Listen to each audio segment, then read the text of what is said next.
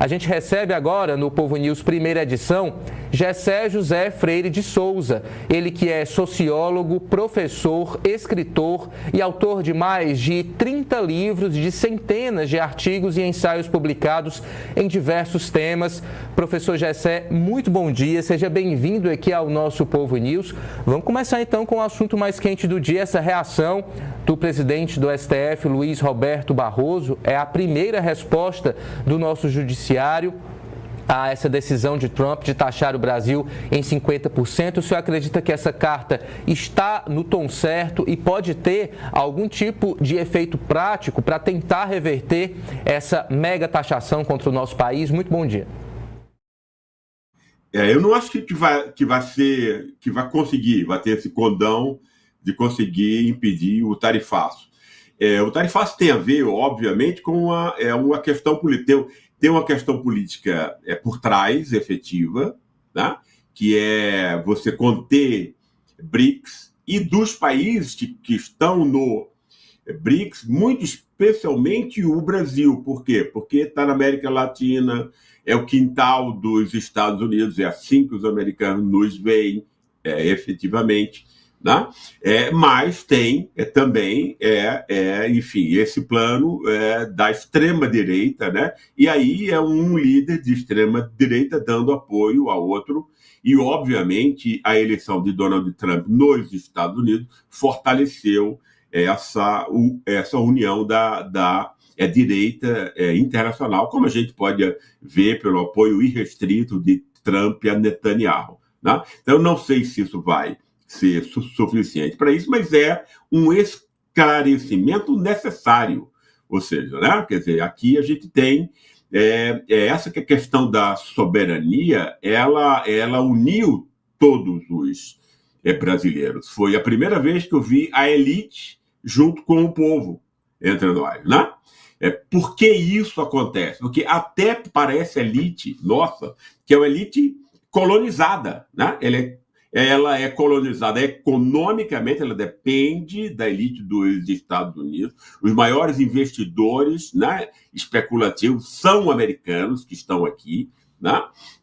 Ou seja, então a elite brasileira normalmente faz um serviço sujo para os americanos, que é comandar e organizar o saque, né, do próprio país em nome dos americanos. Então, se você retira a soberania nacional, você retira o poder dessas elites. Né? Você retira o poder do judiciário, você retira o poder da imprensa. Né? Então, a questão da soberania, ela uniu todos os setores. Né? Que é os ricos que exploram e os pobres que estão sendo explorados. Eles todos têm, quer dizer, não tem nada a ganhar com essa ameaça à soberania nacional, que foi o que Trump fez, efetivamente, né? Mafioso e truculento como ele é. Professor Gessé, o senhor acabou antecipando outro ponto que eu queria aprofundar nesse momento, né? Em relação a essa chamada elite do atraso que o senhor muito bem conceitua em seus livros. O próprio presidente Luiz Inácio Lula da Silva externou essa esperança de tentar unir, né, essa elite, o empresariado, na defesa do Brasil. Aí eu pergunto para o senhor até que ponto essa defesa deve acontecer, porque a gente tem uma elite de fato dividida, pensando nos próprios interesses, nos seus próprios lucros, mas com a identificação política muito forte com o bolsonarismo e com a direita brasileira. Como conseguir contornar essa situação na sua avaliação?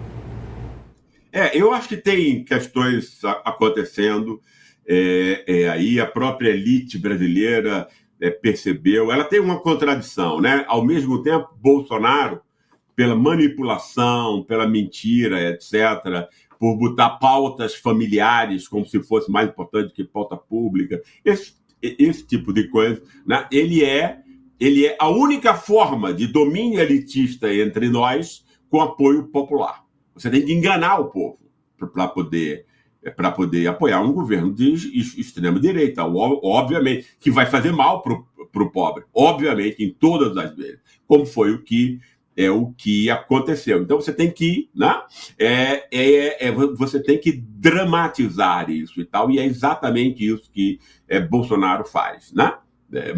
Mafioso como ele é, né? E eu não acredito que um cara como Tarcísio ou qualquer outro nome da Faria Lima vá conseguir ter essa aderência com o eleitorado. O plano da elite do país para o povo, ele é invendável, né?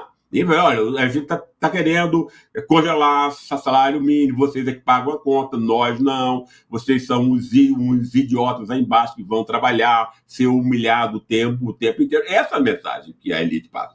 Isso não vai pegar ninguém e tal, né? Mas, ao mesmo tempo, por outro lado, apesar de ser essa ligação com o mundo popular, né, Bolsonaro é muito trapalhão, ou seja, faz realmente muita besteira, né? Esses exageros, etc., da lógica da nossa elite, que quer que os negócios se deem do modo mais suave possível e tal, né? Então, é uma elite que jamais vai estar assim que ela notar que existe alguma pressão para aumentar salários, para aumentar direitos de trabalhadores, né? Para garantir um mínimo de renda maior para as pessoas, para os 90% que não são elite nem classe média branca, etc., né? E essa elite vai ser sempre contra isso, né? Isso ou seja, assim que ela despreza o povo.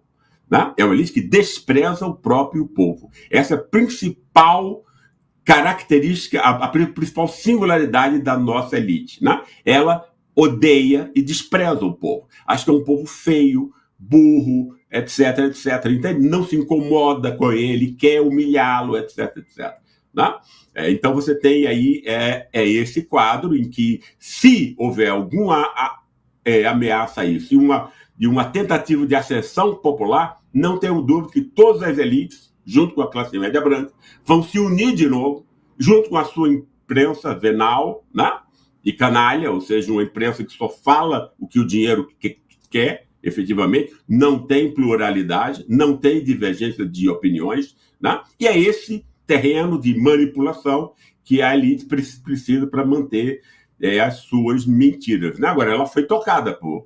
Né? Quer dizer, ela está perdendo dinheiro aí agora com essa... Quer dizer, mais uma bobagem do Bolsonaro. Então, eu acho que a nossa elite, ela fica... Né? Ela gosta do Bolsonaro, não por conta do Bolsonaro, mas porque o Bolsonaro engana a população, os pobres e tal, você precisa do voto dos pobres, mas ele, ao mesmo tempo, é um cara... enfim, é um fio desencapado, que você não sabe o que vai sair ali naquela hora, e isso é imprevisível, isso é ruim para os negócios. Isso é um sujeito político muito imprevisível. 8h23, professor Gessé Souza continua aqui com a gente, vou trazendo novas informações e a gente vai analisando aqui ao longo do nosso O Povo News. Os últimos ajustes da regulamentação, da reciprocidade, às tarifas impostas pelos Estados Unidos foram debatidos por integrantes do governo na noite de ontem, domingo 13 de julho. É domingo e pessoal trabalhando, isso durante reunião de última hora convocada pelo presidente Luiz Inácio Lula da Silva no Palácio da Alvorada. A expectativa é que o decreto seja publicado até amanhã, terça-feira, dia 15, e pode ser utilizado como retaliação contra os Estados Unidos. O encontro e o prazo previsto para a publicação do texto em resposta às tarifas impostas por Donald Trump foram adiantados pelo vice-presidente Geraldo Alckmin ainda na manhã de domingo. Durante a agenda em São Paulo, Alckmin afirmou que teria que voltar a Brasília para atender a uma convocação de Lula. Os ministros Fernando Haddad, que comanda a pasta da Fazenda, Carlos Fávaro, da Agricultura, e Gleisi Hoffmann, das Relações Institucionais, também marcaram presença nessa reunião de emergência convocada por Lula. A secretária-geral do Ministério das Relações Exteriores, Maria Laura da Rocha, e a secretária executiva da Casa Civil, Miriam Belchior, também participaram desse encontro. A regulamentação da Lei da Reciprocidade faz parte da reação do governo brasileiro ao anúncio de Trump sobre a taxação de 50% sobre produtos brasileiros a partir de logo mais, 1º de agosto. A avaliação do Planalto é que alguns adendos, além da aplicação direta de novas alíquotas, podem ser incluídos no decreto. Os detalhes, no entanto, são mantidos sob sigilo para evitar reações antecipadas de empresas ou países atingidos.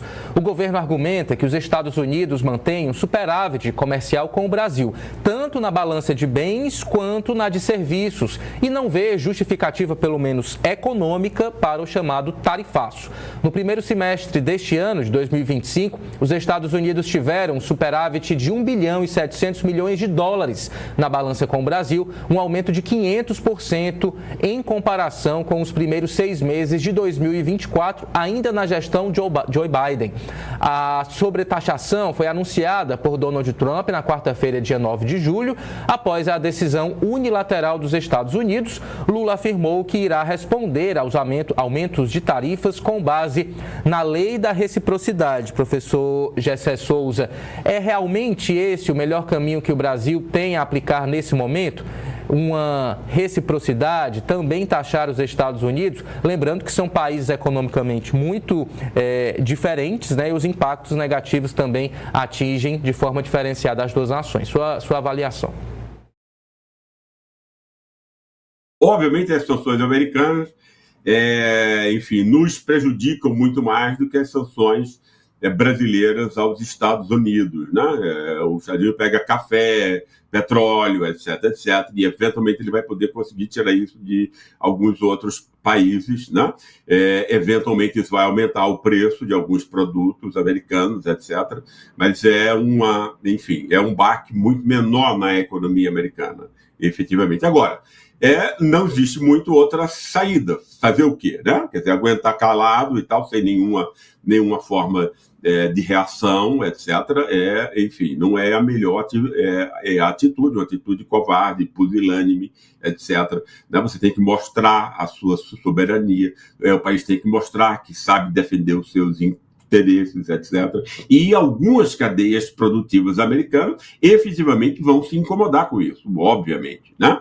E não está acontecendo só com o nosso país, está acontecendo com a Europa, com a China, obviamente, etc, etc. Então, eu vejo muito, porque, veja bem, eu não consigo ver muita racionalidade nisso que o Donald Trump está fazendo, né? Ele está destruindo uma ordem internacional que foi feita pelos Estados Unidos para beneficiar os Estados Unidos depois da Segunda Guerra Mundial, né? E é exatamente essa ordem, né, que foi a ordem que manteve o Império Americano, que ele está destruindo agora de um modo irreversível. Que aí você perde a confiança e tal. Então ele deixa de ser um parceiro aí, por exemplo, para os europeus, 80 anos de aliança, e agora você não tem isso mais. Os efeitos disso vão se notar até no futuro próximo, não precisa ser de muito longe, etc, né? Trump está, no fundo, deixando o rei nu, né? Ou seja, ele está pegando o Império Americano, que era sempre implícito, cultural, né? Por exemplo, ele pega um povo como o nosso e você coloniza o brasileiro para ele amar o seu opressor, amar os americanos. E aí você usa cinema, você usa não sei o quê. Isso aí foi extremamente bem feito, porque os brasileiros, no último golpe de Estado de 2016, dizem: leve a Petrobras, é tudo que nós temos, mas levem vocês americanos, que vocês são honestos, bonitos, etc. E a gente tem político corrupto aqui. Ou seja, você conseguiu imbecilizar o povo brasileiro, que nasceu inteligente, né, com essa colonização, e é isso que Trump está jogando fora. Ele está deixando isso tudo nu, né, deixando as relações de dominação nuas, fáceis de perceber, e isso vai ser desastroso para o Império Americano. Enquanto isso, a gente vai tendo que, de algum modo, negociar essas situações que vão surgindo, né? É muito perigoso você ter um mafioso tão louco no comando do maior exército mundial, obviamente. Para todo mundo, nessa mentalidade, de fato, de Donald Trump, de colonizar ou recolonizar à força várias nações do mundo. 8 horas e 29 minutos, continue deixando o seu like, muito obrigado pela sua audiência. Vou aproveitar e trazer a primeira parcial da nossa enquete. A gente está perguntando hoje o seguinte: Lula age corretamente ao regulamentar a lei da reciprocidade que pode atingir os Estados Unidos?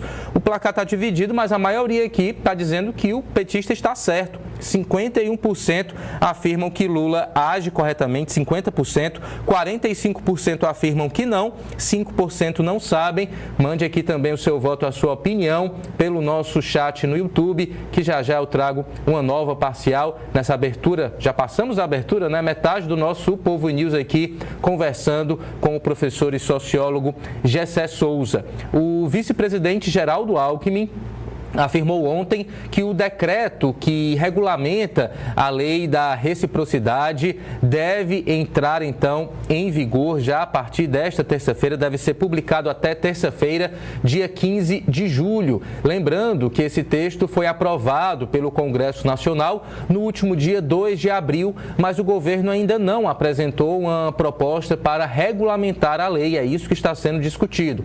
O texto diz que a lei da reciprocidade, abre aspas, estabelece critérios para suspensão de concessões comerciais, de investimentos e de obrigações relativas a direitos de propriedade intelectual em resposta a medidas unilaterais adotadas por país ou bloco econômico que impactem negativamente a competitividade internacional brasileira.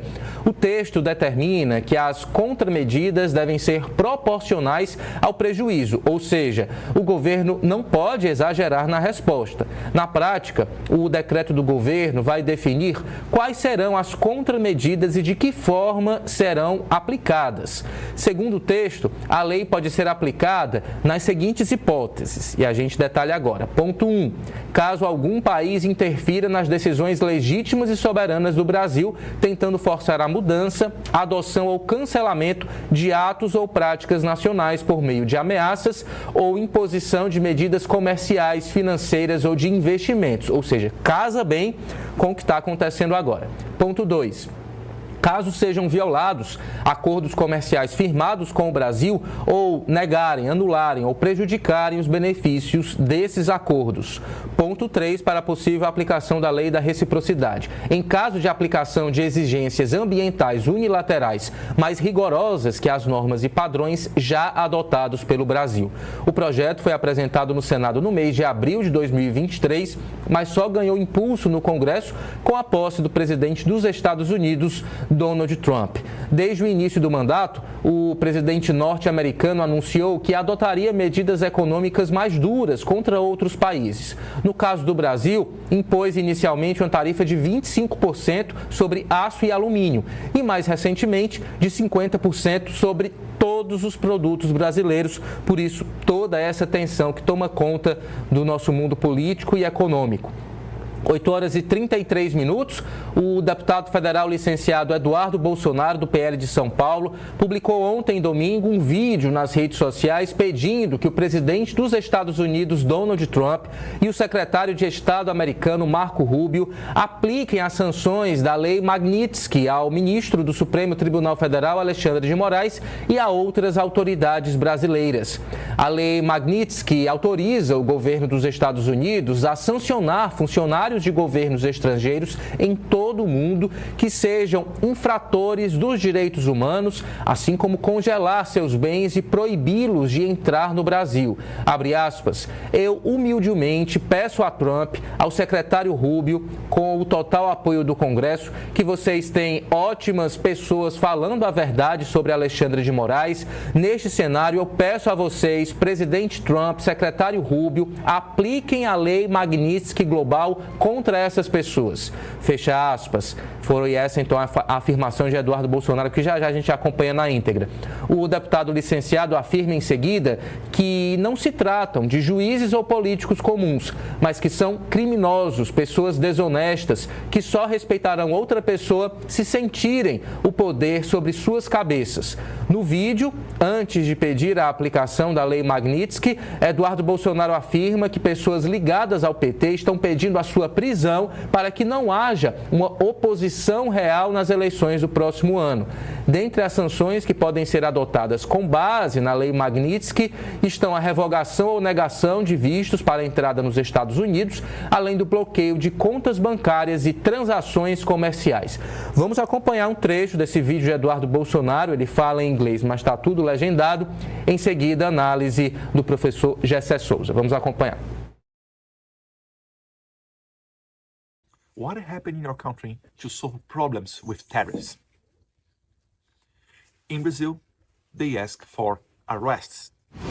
The same group of people led by the leader of the Labour Party, the same party of the current president, Lula da Silva, they are doing this again, as they did a couple of months ago when they asked the crazy Justice Alexandre de Moraes to seize my passport, forcing me to live in exile here in the United States. Now they are doing the same movement, but now asking to arrest me. And why? Because they want a next year election without the participation of a real opposition. It is the key to be forever in charge of Brazil, just like Nicolás Maduro in Venezuela, for example. And how can I go to the jail if what the United States is using is a legal tool, is the tariffs? It clearly shows that Alexandre de Moraes and Lula da Silva considers the United States as a criminal organization. Despite our vice president did go to the inauguration of the new president of Iran, and he was together along with leaders of Jihad Islamica, Hamas, Hezbollah, Houthis, and many others. How can you answer tariffs with prison? There is no way to do that. That's why there is no way to consider Brazil a democracy anymore. Trump was right in his letter to Lula da Silva when he called Brazil as a regime, because in regimes, they go after trying to arrest people in exile when they denounce their human rights violations. And usually in the regimes, they go after the family of the exiled one because they did not touch people outside of their countries. And that's why me, my brother Carlos, my other brother Renan, my father Jair Bolsonaro, almost everybody in my family are facing some unfair trials. So please, I humbly ask for Trump, Secretary Rubio, with the full support of the Congress, where you have great people talking true things about Alexandre de Moraes, and you do not have no one else defending Alexandre de Moraes. In this scenario, Mr. President Trump, Secretary Rubio, I ask you, apply Global Magnitsky Act against these people. They are not regular judges, they are not regular politicians. They are criminals. Professor Gessé, há quem compare essa atuação do deputado federal licenciado Eduardo Bolsonaro a um novo 8 de janeiro, mas com armas diferentes, né? Utilizando aí toda essa pressão contra o presidente dos Estados Unidos, com quem ele mantém boas relações, para tentar prejudicar o Brasil. Essa analogia, essa comparação na sua avaliação é correta? E há também, inclusive, a possibilidade de o ministro do STF, Alexandre de Moraes, que é relator de todo esse processo, pedir a prisão de Eduardo Bolsonaro. O senhor acha que é momento, que é hora já de aplicar esse tipo de decisão? Bem, isso é uma decisão jurisdicional, não é uma atitude política. Então, só o ministro vai poder analisar isso. Agora, eu acho que existem aí indícios fortíssimos, né, de uma atividade contra o país, ou seja, chamando a perseguição, né, quer dizer, chamando de perseguição política, né? Um processo onde se tem amplo direito à defesa, onde as pessoas que trabalhavam mais proximamente a Bolsonaro já estão contando a história real, etc., e você está tentando salvar uma família mafiosa, né? Que passa a vida nesse tipo de roubalheira e tudo, né? Rachadura, joia, etc., entende? Quer dizer, eu teria medo, assim, chegar com o meu celular no bolso perto de uma festa com a família Bolsonaro, entende? Quer dizer, quando é que eu vou ter o meu celular afanado aqui? Porque é um pouco isso, né? Então, uma família criminosa, 100 e tantos imóveis, comprados em dinheiro vivo, ninguém é imbecil, né? Dinheiro vivo é dinheiro de corrupção, obviamente, né? Quer dizer, nessa quantidade. Então você tem aí uma tentativa de politizar algo que é um crime comum, né? E que é a parte da extrema-direita, porque no fundo a extrema-direita quer oficializar, né, esses canais criminosos, não aí o fato não apenas o fato da família Bolsonaro proteger a milícia, etc., né, achar que é legal isso, etc. e tudo. Quer dizer, por quê? Porque a milícia é uma forma de domínio criminoso sobre comunidades, com efeitos econômicos, políticos, né, etc. Então esse pessoal está aí para quê? Eles estão aí para destruir todos os contratos, todos os acordos que são implícitos entre as pessoas, né? Quais são esses acordos? Olha, precisamos dizer a verdade, senão a gente não sabe o que é mentira e o que é verdade. O certo, o bom, né? O que vale contratualmente, o que não vale, etc. Isso são acordos que mantêm a sociedade funcionando. Né? E é exatamente esses acordos civilizacionais, né? Proteger quem é o mais fraco, quem está doente, etc. Foi exatamente o que o pai dele fez, o contrário na pandemia, etc. Entende? Então você tem todos os valores da civilização ocidental, humanística, etc., sendo destruídos pela extrema-direita. Por quê? Porque a confusão e a mentira faz com que você pegue a raiva que uma parte do eleitorado popular sente, que é uma raiva justa, por ele ser pobre, não ter chances, etc., mas que ninguém contou para ele quem produziu isso. Quem produziu isso foi a Faria Lima, o acordo entre as diversas elites, né, que não chegam mais do que 400 mil pessoas, 0,001%, para assaltar todo mundo, deixar todo mundo pobre, né? É isso que a família é. E o fato de que os Estados Unidos são uma organização criminosa, isso é a coisa mais óbvia do mundo hoje em dia, né?